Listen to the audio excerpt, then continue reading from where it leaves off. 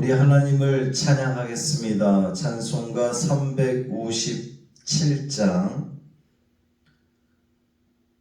찬송 357장 주 믿는 사람 일어나 함께 찬양하겠습니다. 주 믿는 사람 일어나 다 힘을 합하여 이 세상 모든 마귀를 다 쳐서 멸하세. 저 앞에 오는 적군을 다 싸워 이겨라. 주 예수 믿는 힘으로 온 세상 이기네. 믿음이 이기네. 믿음이 이기네. 주 예수를 믿음이 온 세상 이기네. 온 인류 마귀 괴휼로 큰 죄에 빠지니 진리로 띠를 띠고서 늘 기도 드리세. 참 믿고 의지하면서 겁없이 나갈 때 주 예수 믿는 힘으로 온 세상 이기네.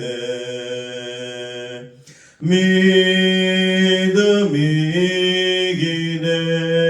믿음이 이기네.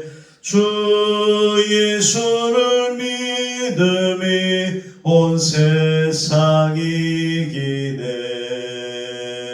끝까지 이긴 자에게 흰 옷을 입히고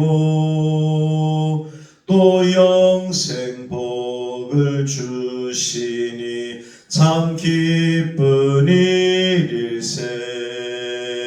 이 어두운 세상 지나서 저 천성 가도록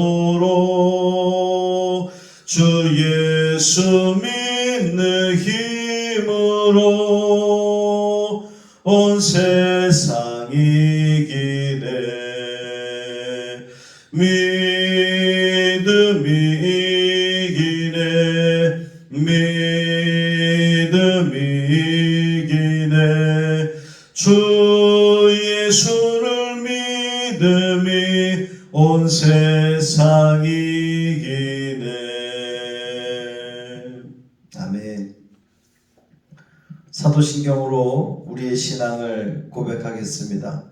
전능하사 천지를 만드신 하나님 아버지를 내가 믿사오며 그 외아들 우리 주 예수 그리스도를 믿사오니 이는 성령으로 잉태하사 동정녀 마리아에게 나시고 본디오 빌라도에게 고난을 받으사 십자가에 못 박혀 죽으시고 장사한 지 사흘 만에 죽은 자 가운데서 다시 살아나시며 하늘에 오르사 전능하신 하나님 우편에 앉아 계시다가 저리로서 산 자와 죽은 자를 심판하러 오시리라. 성령을 믿사오며 거룩한 공회와 성도가 서로 교통하는 것과 죄를 사하여 주시는 것과 몸이 다시 사는 것과 영원히 사는 것을 믿사옵나이다. 아멘.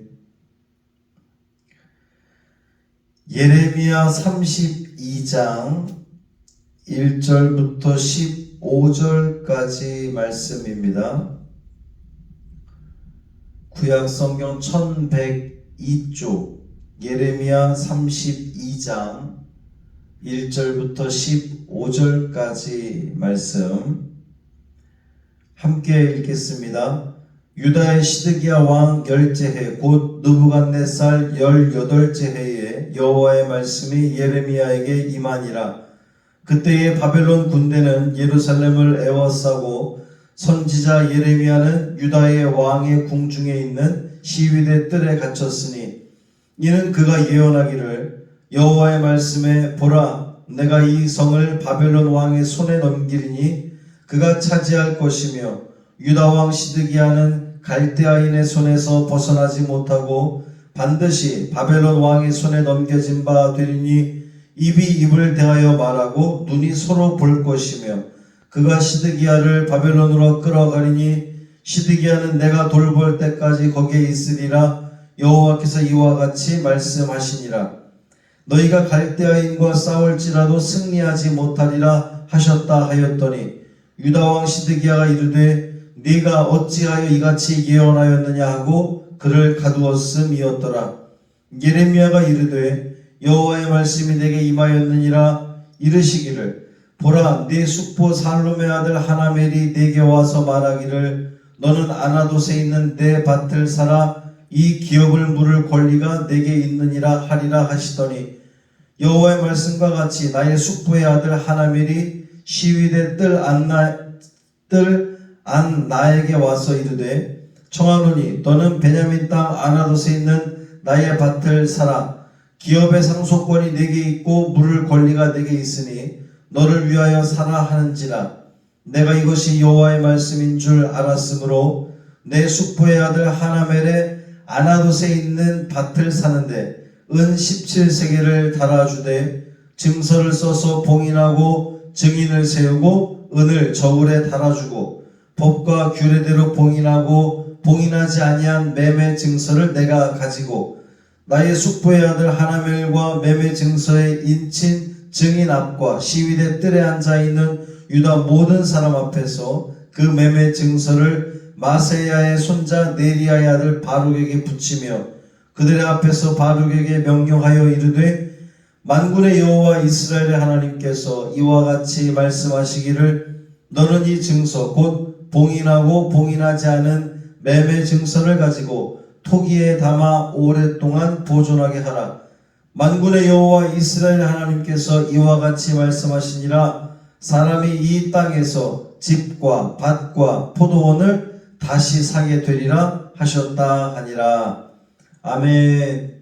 이 말씀 하나님 말씀입니다. 매미 소리가 아주 크게 울렸던 그 매미 소리에 잠을 깼던 이 새벽입니다.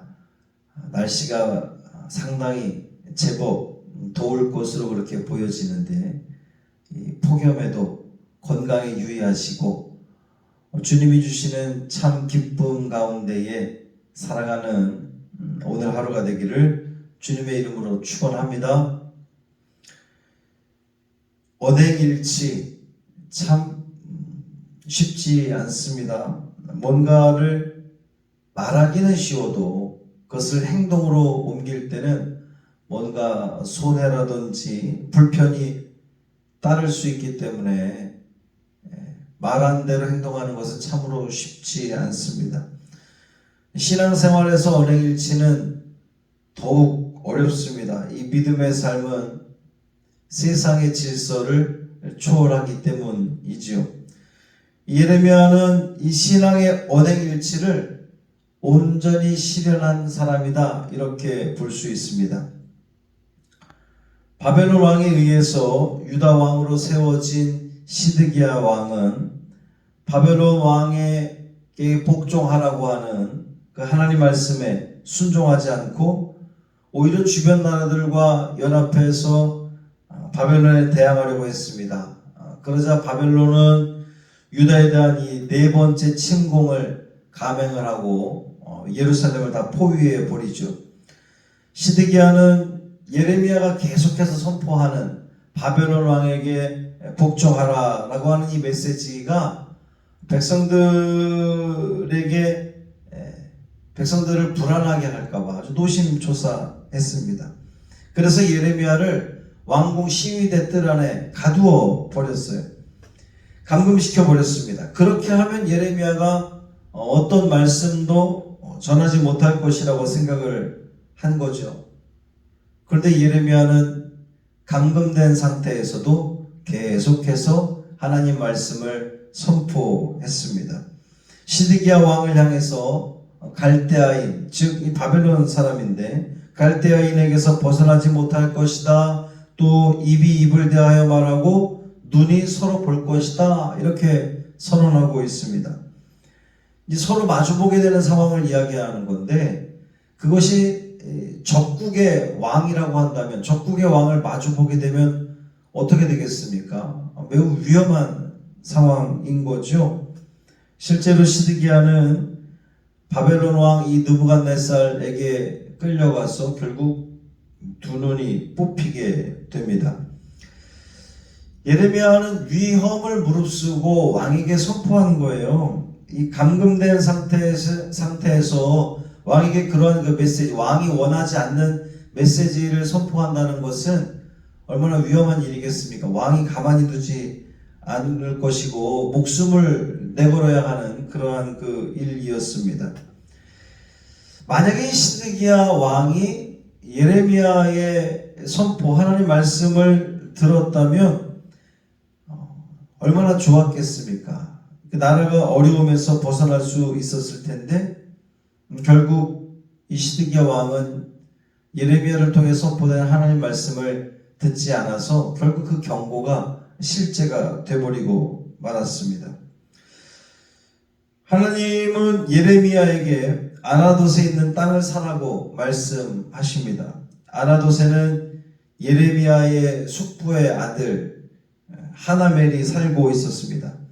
하나멜은 이 유다 땅이 곧 멸망할 것 같으니까 자기의 이 소유의 땅을 아주 급하게 팔려고 했던 것 같아요. 하나멜은 예레미야를 찾아와서 기업 물을 권리가 너에게 있으니 자신의 밭을 사라, 이렇게 이야기를 합니다. 율법에 보면 땅은 타인에게 팔지 못하게 되어 있습니다. 그것이 남에게 넘어가지 못하게 하기 위해서 반드시 친척들 가운데에 기업 물을 자, 그 땅을 이어서 살 자를 친척들 가운데에 선택하게 되어 있거든요. 그런데 이제 나라가 망하기 직전의 상황이었기 때문에 이 하나멜의 제안을 그 누구도, 다른 친척들은 다 그 제안을 받아들이기가 어려웠던 거죠. 그렇지 않겠습니까? 나라가 곧 망해가는데 그 땅을 뺏길 게 뻔한데 그 땅을 누가 사겠어요? 그런데 예레미야가 그 제안을 수락합니다. 땅값으로 은 17세겔을 지불을 했습니다. 이것은 이 일반 노동자의 1년 6개월 정도의 그 품삯에 해당하는 아주 제법 큰 돈입니다. 그렇게 큰 돈을 들여서 우리가 생각할 때 참 어리석은 일이잖아요. 나라가 이제 망하게 될 텐데 그 땅을 왜 큰 돈을 들여 삽니까? 이유가 있습니다. 예레미야가 그렇게 그 땅을 산 이유가 있어요. 하나님 말씀을 믿었기 때문입니다. 70년 후에 유다를 회복시키겠다는 하나님의 약속을 믿었기 때문이에요. 예레미야는 하나멜과 증서를 쓰고 증인을 세우고 아주 매우 정확하게, 아주 법대로 이 계약을 체결합니다. 진짜 믿음은 추상적이지 않습니다. 매우 구체적입니다. 동시에 이 현실의 상황을 뛰어넘습니다. 그것이 진짜 믿음이에요. 우리에게도 이러한 믿음이 있기를 바랍니다. 이 예레미야가 한 일을 보면 그 땅을 아주 비싼 값을 주고 사는 모습을 보면 너무나 어리석어 보이잖아요. 분명히 그 주변에 있는 많은 사람들이 도대체 이해가 되지 않는다고 말했을 겁니다. 어쩌면 오늘날 우리가 신앙을 가지고 살아가는 것도 이와 같은 그러한 그 상황에 맞닥뜨릴 수 있습니다. 직면할 수 있어요. 우리가 하는 일에 대해서, 우리가 하나님 말씀에 순종하는 것에 대해서 세상 사람들은 도무지 이해가 되지 않을 때가 너무나 많을 겁니다. 그럼에도 불구하고 예레미야가 그렇게 할 수 있었던 것은 하나님의 약속을 믿었기 때문에, 하나님 말씀을 믿었기 때문에, 오늘 우리가 이 신앙생활을 온전히 해나가는 것에 있어서 많은 불편과 손해를 감수하면서까지도 이 신앙생활을 하는 이유, 하나님 약속을 믿기 때문입니다. 입술로만 아멘 하는 것이 아니라 정말 구체적으로 이 삶 가운데에 그것을 믿고 나아가는 거죠. 예레미야는 유다가 바벨론의 포로로 끌려가지만 결국에는 하나님 말씀대로 반드시 돌아올 것을 믿었습니다. 그리고 믿었기 때문에 그렇게 예언했고 또 본인도 그 예언에 따라 행동했다는 거예요. 어떠한 상황 속에서도 하나님 말씀을 믿고 순종한 예레미야. 저와 여러분의 신앙도 우리의 믿음도 이와 같기를 바랍니다. 오늘 하루 또 우리가 이 삶을 살아가게 되는데 어떻게 살아가시겠습니까? 쉽지 않아도 말씀대로 살아가는 것, 이 신앙의 언행일치로 살아가는 것이 쉽지 않아도 만만치 않아도 또 불편하고 손해를 보는 것 같아도 하나님께서 우리에게 가라고 명령하셨던 이 길이기에 믿음을 가지고 말씀을 실천하면서 최대한 말씀대로 살려고 애를 쓰는 우리의 그 모습을 통하여 하나님께서 우리의 그 애씀을 기억하시고 주님이 주시는 참된 기쁨과 평강을 부어주실 줄 믿습니다. 그 믿음으로 이 하루도 승리하는 여러분 되기를 주님의 이름으로 축원합니다. 할렐루야. 살아계신 아버지 하나님 감사합니다. 오늘 이 새벽에도 우리를 깨워주시고 또 말씀으로 이 하루를 열어가게 하시니 감사를 드립니다. 오늘도 주신 말씀을 우리가 또 기억을 합니다. 매우 좋지 않은 현실이었음에도 불구하고 그것을 도무지 행할 수 없는 상황이었음에도 불구하고 예레미야는 하나님 말씀을 믿었기 때문에 그대로 행했던 것을, 매우 구체적으로 행했던 것을 우리는 보았습니다.